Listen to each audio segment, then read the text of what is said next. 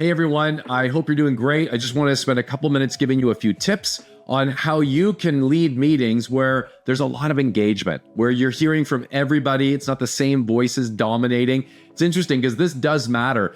Google researched all of their teams worldwide. They spent 2 years researching their teams to discern what are the most effective teams across the world at Google, and then more importantly, what makes them so effective.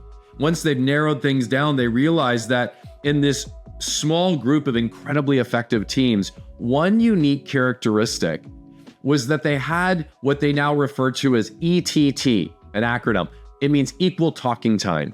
In these team meetings or interaction with team members, there was a really good distribution of everybody's voice. It wasn't just one or two. Everyone pitched in. Everyone shared their perspective. And in fact, it was very unique. So what do you do to make sure there's ETT or equal talking time in your teams? So I'm going to give you 3 tips, and they're all linked to a P, 3 Ps, all right? So you can remember this. One is really simple: prepare.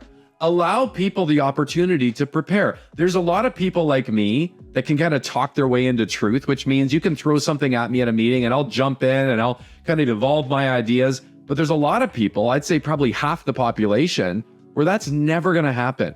I don't want to say something wrong. I don't want to actually come across with an answer that could come and haunt me down the road. So you need to prepare me in advance for what I'm going to be talking about. All that means is certainly circulate an agenda, but if there's specific questions, if there's concepts, if there's debriefs of past experiences, and you want to hear from everyone, let people know in advance, this is coming.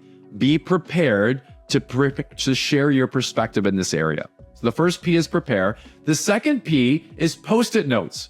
Post-it notes, really simple. These lovely little Post-it notes can make a world of difference. And what I will do with Post-it notes in a meeting, and this can happen even virtually. I can say, everyone grab a scrap piece of paper or a Post-it note.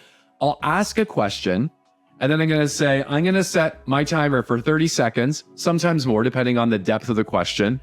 Write down on your Post-it note your thoughts to this question, and be comfortable with silence. Allow for the 30 seconds or maybe a minute or even more, and then ask for people to share their thoughts. And what's fascinating is once I've written them down, I'm, first of all, a little bit more confident to share them. The other thing that happens through the use of Post-it notes or writing it down first is that we don't all of a sudden change our views immediately because I heard a better idea and then I say nothing. Now it's like, no, I've got this to share. And if there's a bit of silence, you can say, hey, I want to hear from a few people. You can actually go to people and say, hey, what did you write down? So Post-it notes, prepare is 1, Post-it notes is 2, and then 3 is partners. Even in a small boardroom setting, if you allow me to process something with 1 or 2 other people and then have one of us bring it to the large group, you'll hear from everyone a lot more, because a lot of people, no matter how confident they are or excited they are about their ideas, they just don't want to share it in front of everyone. So if you say, hey, I'm going to throw a question on a flip chart, or I'm going to put it in a chat, and you put people into breakout rooms, or if you're in person, say just partner up, or no more than a group of 3, talk about it for 4 or 5 minutes. And then when it's just about time for that 4 or 5 minutes to end, say, I want one person to be ready to share kind of the things that seem to trend or track with your partner conversation.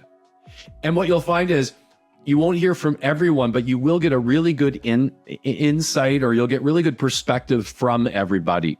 So that's really it. I would say number 1 is the P of prepare. Allow people to come prepared. Let them know what you want to hear from them in the meeting. Number 2 is Post-it notes.